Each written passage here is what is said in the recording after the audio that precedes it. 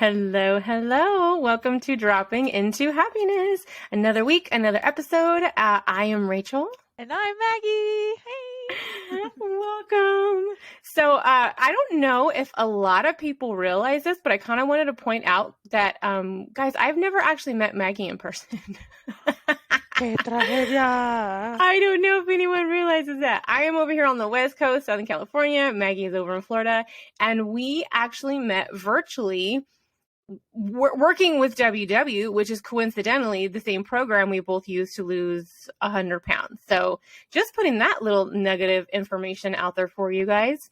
And speaking of nugget of information, that's kind of where we're going with today's topic. We want to talk about nuggets of wisdom, mantras, things that we have heard and repeated and said to ourselves and said to others to really help us along this 100-pound weight loss journey and beyond. Because I don't know about you, Maggie, but there are ones that I still hear in my head. I still see on the wall. Like there are ones that are just ingrained in my brain. So we're going to hop on into this week. And just putting this out there too, guys, we are on social media. Like we're on Instagram. After we have this episode out and you guys are hearing it, we want to know yours. Reach out to us and tell us your mantras, your nuggets of wisdom. And we might even mention it in another podcast. If you share some of your love with us, we would love to share it with the rest of the listeners. So Maggie, did you have any mantras you feel like when you either first started or as you were going that you really kind of turned to? Did I have any mantras? I feel I've said this before on social media and things like this, that there are people out there who I call them the points police. They're people who will correct us if we're miscalculating points or, those types of things. And I respect the hustle. I feel like I'm the word police. There is so much power in words. And, so if I hear someone speaking negatively about themselves or beating themselves up, I feel like I'm just ready. I swoop in with a mantra ready to go. I feel there's so much power in them. So the biggest one that I feel like I resonate with the most, well, I'll just start us off with that. Focus on the plan. You'll lose the weight. Focus on the weight. You'll lose the plan. Rachel, when you hear that, what comes to mind? I heard that for the first time in a workshop from a member, and I think my jaw hit my desk. I was like, wow, is that accurate? Mm-hmm. I 100%, especially being on the journey for so long, when you first get started, it's kind of like, okay. But after being on it for so long and seeing that firsthand, that when you focus on the weight and it's just about the weight, for one, it drives you crazy. Mm-hmm. And it just can kind of snowball effect. It can stress you out. And then when you stress out, especially when I stress out, I want a snack. And when I want a snack, then I go over on points, and it just did not help in any way, shape, or form. But when you focus on the plan and the pillars and my mindset and activity and stop worrying about that number on the scale came. Yes, it will. So yeah, I love that one. And it doesn't always come on our timeline. And I think that's the frustrating thing for us is we want results. We want to be rewarded for our healthy choices. And it's truly something that we cannot control. And I think the sooner that I learned that, the easier that the journey became. But that doesn't mean that once you hear that, it's with you forever. Like, for example, this week, I had tracked honestly every single day. I feel like I'm really locked back into working the program. And I got on the scale today for weigh-in day, and I was up 0.6. And you're just like, rats. But the mantra is there. Focus on the plan, you'll lose the weight. Focus on the weight, you lose the plan. So I got off the scale. I reminded myself of those words. I had my banana on my way to work, my 3-point breakfast burrito, and we're keeping it moving. So just hearing that little nugget of wisdom, you have it as a weapon against the negative thoughts that can come up. Absolutely. So powerful. I mean, I love how you said how powerful words can be. When I first started my journey, and my husband just had to deal with this, the back of our bathroom door was covered in them. I would get on Pinterest Mm-hmm. and I have a whole board that's called Inspired Me and Inspire Me. Yeah. And I would print them out as I found them and I loved them. And I was like, wow, that's what I needed to hear right now. Mm-hmm. And I would print them out and I'd have them all over the back of my bathroom door. And one of them that I used to always look at, because like I said, I'm a hardcore emotional eater. And I think there's a misconception too sometimes with emotional eating. People think, oh, when you're sad.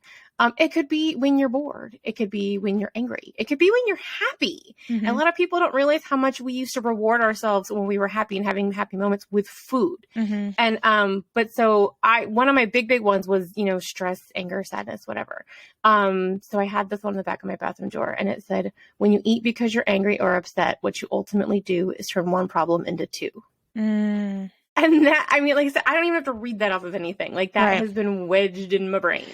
And I, especially in those moments when we have those sad moments, those happy moments, those angry moments, when we want to just immediately, like knee-jerk reaction, Mm-hmm. right, to food.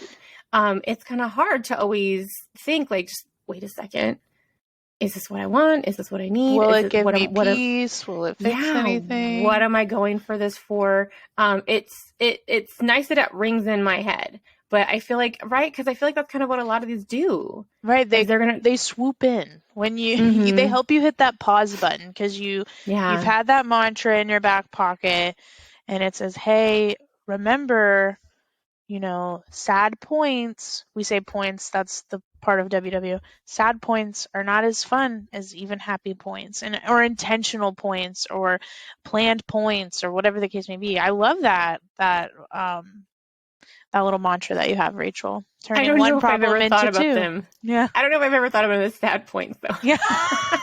Well, it reminded me of a time. Your little nugget of wisdom reminded me of a time where I had been on program for a few months, and then I had some serious health scares in my family and people who I love hospitalized, and I thought, oh my gosh, all I want is a Dairy Queen Blizzard.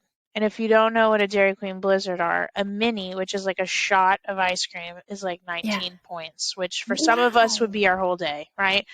And so I thought, oh my gosh, I said, do I really want to spend 19 points when I'm sad and just upset? I said, save it, just wait, give yourself until Monday, and then if you want the Blizzard, you can have the Blizzard.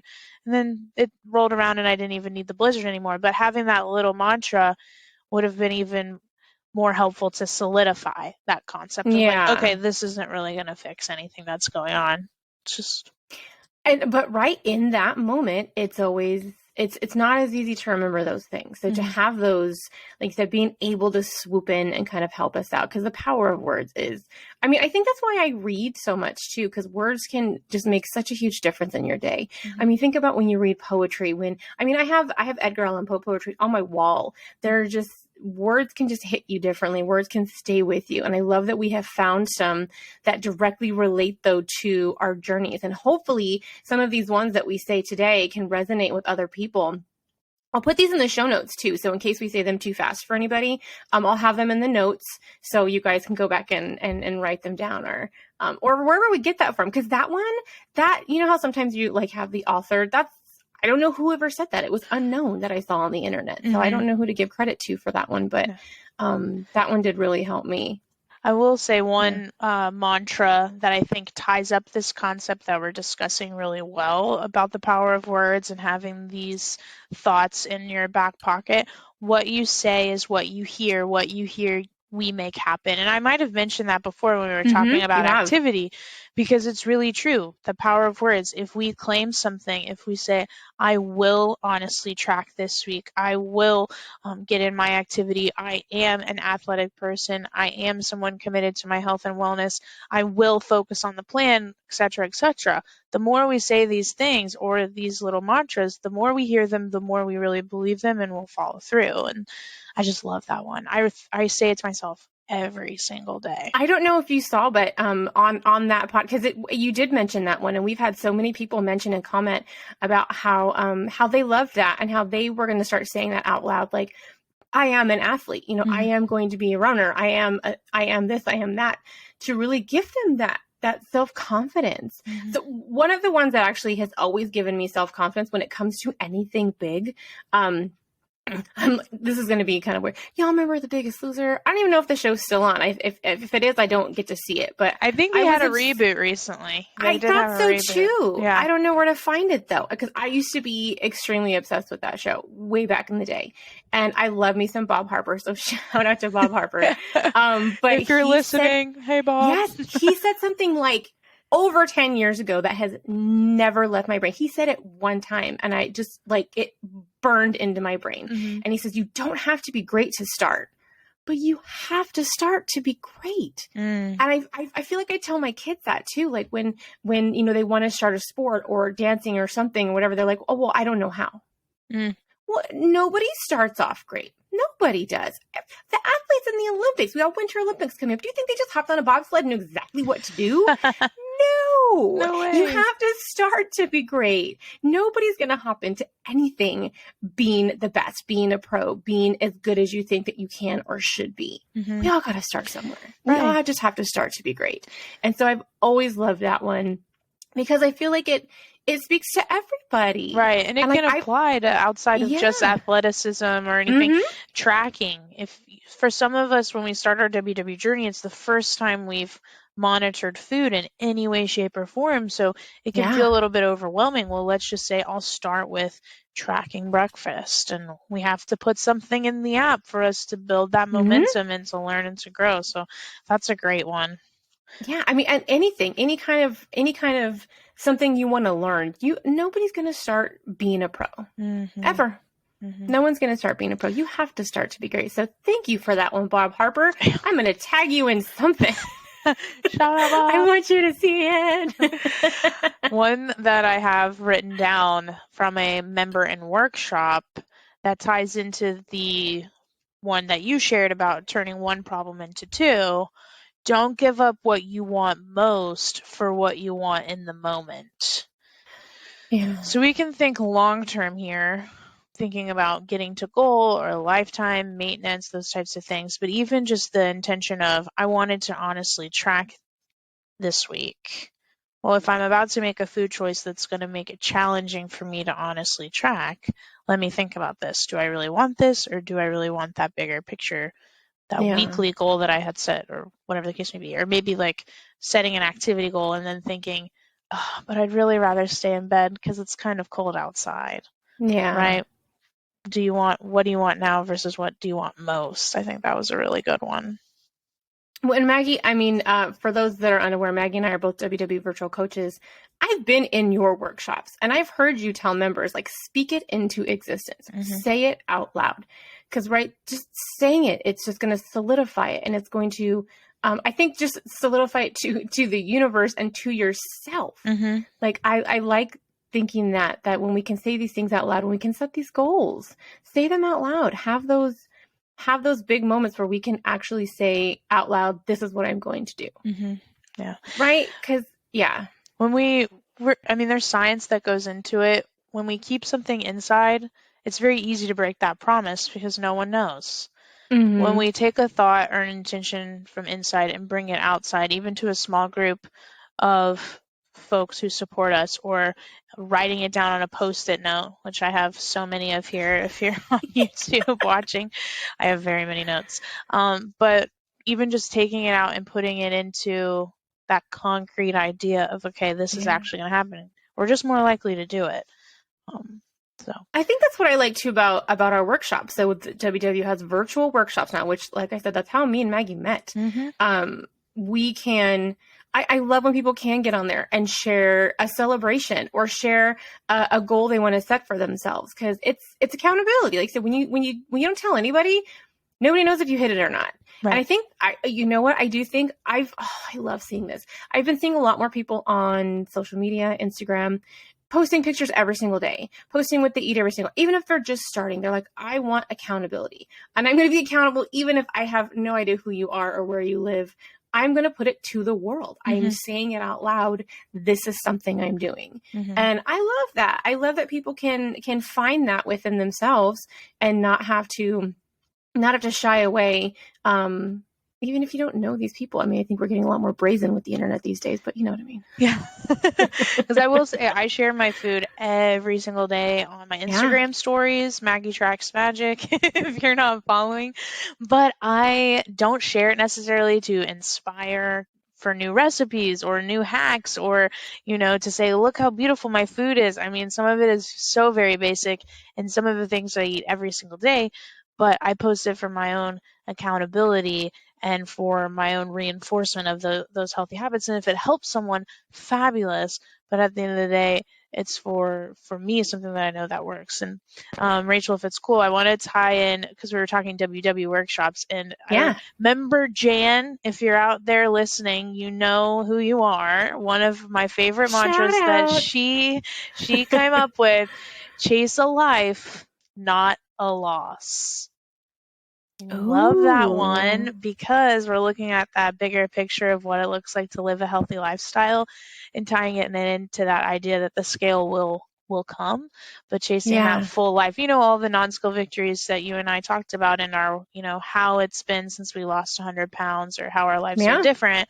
It's that kind of thing, that healthy lifestyle. So shout out Jan. I love your mantra. Well, if we're going to shout out a member, I have one member who, I kid you not, he has his own fan club. Whenever he comes on workshop, people are like, Mr. Lewis. Like, we get so excited when Mr. Lewis comes on Wednesdays. So love you, Mr. Lewis. But when we were talking about, like when we were like about holidays and going to events and parties and a lot of food being out, he was so serious. And he said, be the hawk, not the vulture. Ooh. Like, how easy is that? And I was like, I can see that. Like, I love the visualization, and I can absolutely see that. I was like, oh my gosh, Mr. Lewis, that's just wisdom right there. And I can't tell you how many people, because we always have chat too, guys. There's chat going on during workshops, and people were like, oh, Mr. Lewis is my hero. Yeah. I'm such a fan of him. So, yeah, and then you walk into a party, and now I'm going to think about that, being the hawk instead of the vulture. Just kind of hover and look. You don't have to go down and just dig into everything that's in there. That's a good one. Love mantras. Mm-hmm. Well, we have mentioned in that was a really weird transition. We've mentioned multiple times in workshops about this book. I actually have mine. I don't know if you have yours. So this book, The Shift by Dr. Gary Foster. He is the chief science officer for WW. Just all around awesome guy. Been in the health and wellness industry for quite some time. And he actually put out a book last year. We're not trying to promote this book in any way. We genuinely love this book. Mm-hmm. And so we both have set aside a couple, little words of wisdom from the book that we're going to share with you guys too. So Maggie, and they're not the same ones. We double checked. Yes. So Maggie, do you want to do one and then I'll do one and then I'll do, so we'll go back and forth. Yes. Okay. So for those that have the book, you can find this on page 21. But this one really ties in for me because I feel like my health and wellness journey was birthed out of an appreciation for myself and just saying like, hey, I want to be around for a long time. So Dr. Gary says, if your starting assumption is, I'm worth taking care of, you're in a position of strength. Oh. Mic drop. I feel like this whole book, like when I was going through it, I'm like looking through all of my highlights and I was like, oh my gosh, this whole book is a mic drop. Yes. That's really good. I love that. It's not successful or sustainable in any way to start your journey out of a place of self-loathing or disgust. Yes, we can have those feelings, but it's so important to shift and reframe the mindset on, I deserve to be here for a long time. I deserve to get the most out of life.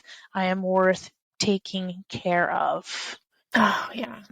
It's good. I think so many people, I've actually had members who almost feel selfish when they've decided, hey, I'm going to take care of myself. They feel like, or like people have made them feel that way, that I'm going to take this minute for myself. I'm sorry, I can't. I'm going to the gym. Or, you know what I mean? Mm-hmm. But taking care of yourself is a beautiful thing. Mm-hmm. Taking care of yourself first. You are the one person you are with 24/7 and are with the rest of your life. So why wouldn't you take care of that person?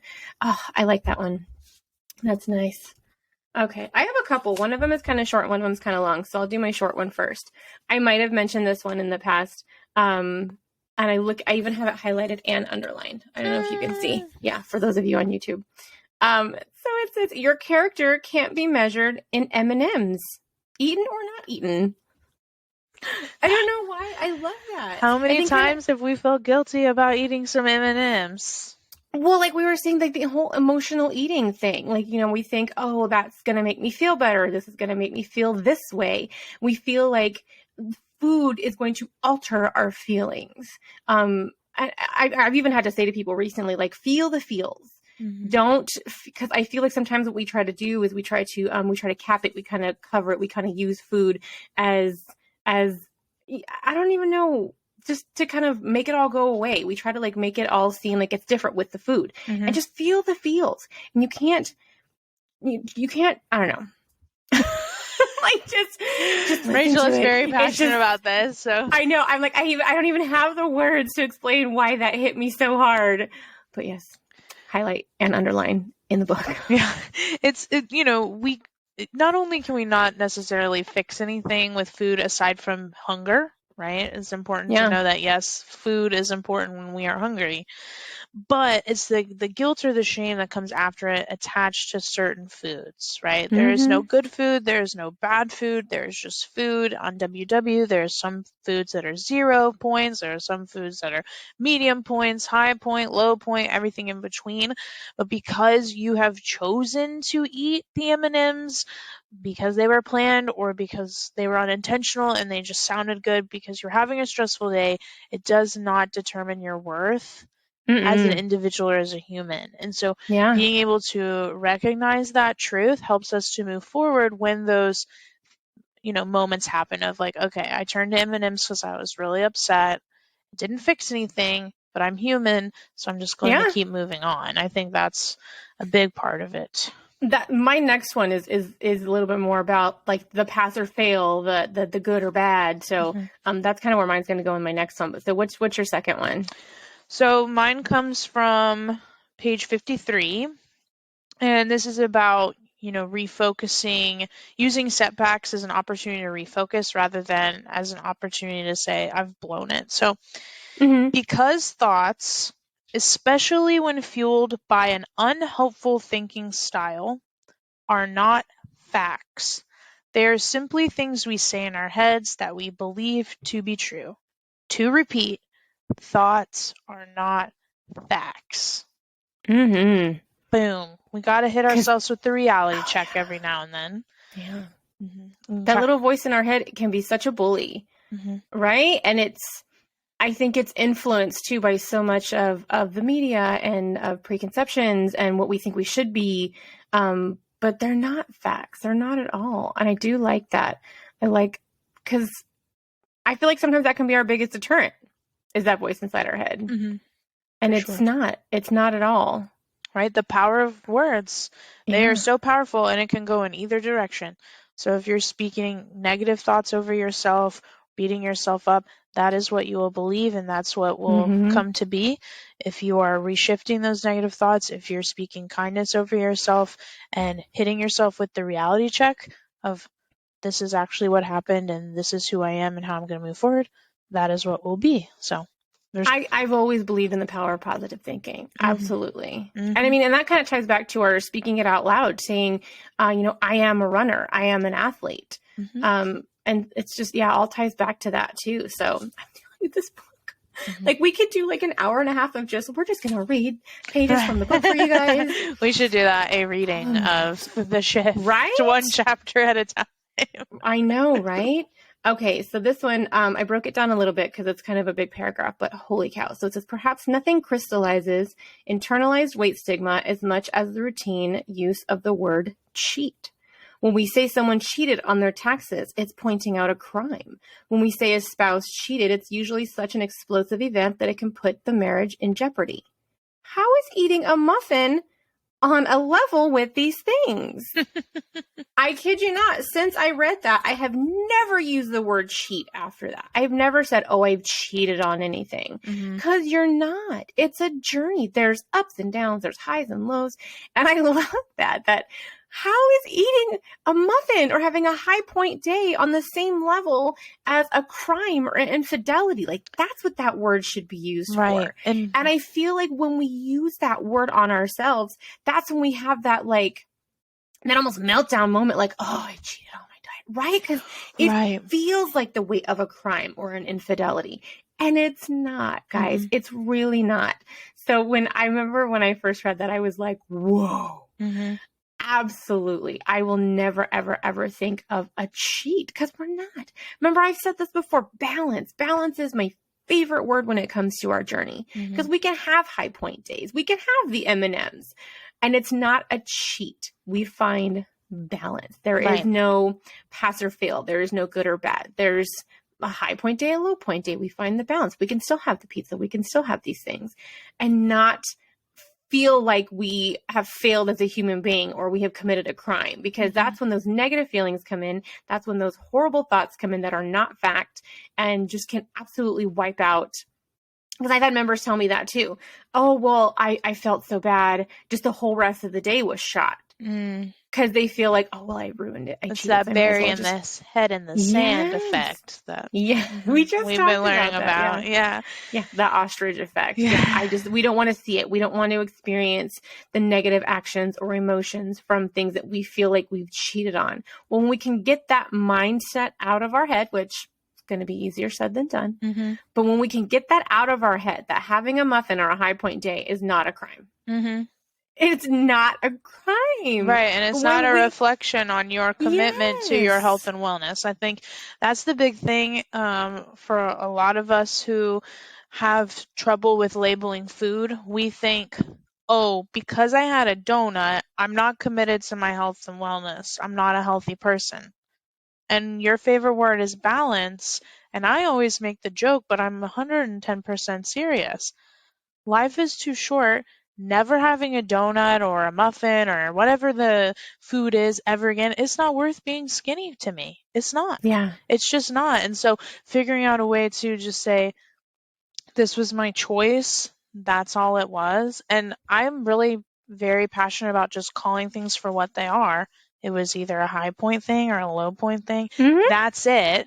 Right? And because there are some members out there who I understand the direction we're going with, where they've replaced the word cheat with the word treat.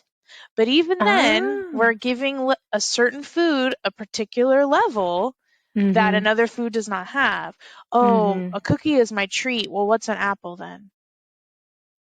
Right? True. So I just erase any kind of adjective, any kind of moral value from food. We just take it out and we just call it for what it is, people. Food is food, and find that balance. Well, I love that. I mean, I'm telling you, I could do probably 2 or 3 more episodes of this, of just mantras and words of wisdom that we have found and that we have. I know. All the things. For those of you that aren't watching, you're missing out. I have all of Maggie's post-its in her notebook in the, oh my gosh. Right. But like I said, the entire backside of my bathroom door, I had it on my mirror in my bedroom. Words that would help keep me focused and keep me inspired. And I say, do that, guys. Find those words that help resonate with you and to keep you on that phenomenal path. Because we're not always going to have the motivation. We're not always going to be in a great state of mind. So to find those things that can keep with you, and like Maggie says, swoop in and help us out when we need it the most. Those are the things that can really, really help us out. So I kid you not, we could keep going, but we got to wrap up. So we're getting into our time where we tell you guys about our star goal for the week and our recommendations. So my star goal for this week, like talking about words and how words have such a great power for us. I don't know about you, but I love to do this. Like from showing my cell phone face. So I love to have different cell phone wallpapers. Pictures. Yes, the wallpapers. And I think I'm going to change mine out. Every week now, I want to find just new words of wisdom, or like I'm a huge Harry Potter nerd. So this week my phone says, "You're just as sane as I am." For anybody that doesn't know, that's Miss Luna Lovegood. Love that book. She's awesome. And I had a different one last week, and I'm going to keep my lock screen pulled up on great quotes that I really love, because I can read that every time I open it, and it can just hit me and it can stay with me. So I want to keep them front and center with me wherever I go. So my recommendation this week is to find some words that ring true to you and that you can repeat every day or put on your cell phone face or put on the wall or write on a Post-it like Maggie does, like something that can just keep it top of mind, keep it to the point where, because like I said, half of these mantras that we've said to you guys today, we don't have written down because we've said them so many times or we've heard them or we've repeated them to ourselves so many times that they're just a part of who we are now. So find those words that resonate with you this week. That's my recommendation for you guys. My star goal, I had the goal of I'm losing track of where we are in our star goal setting, to be honest, Rachel.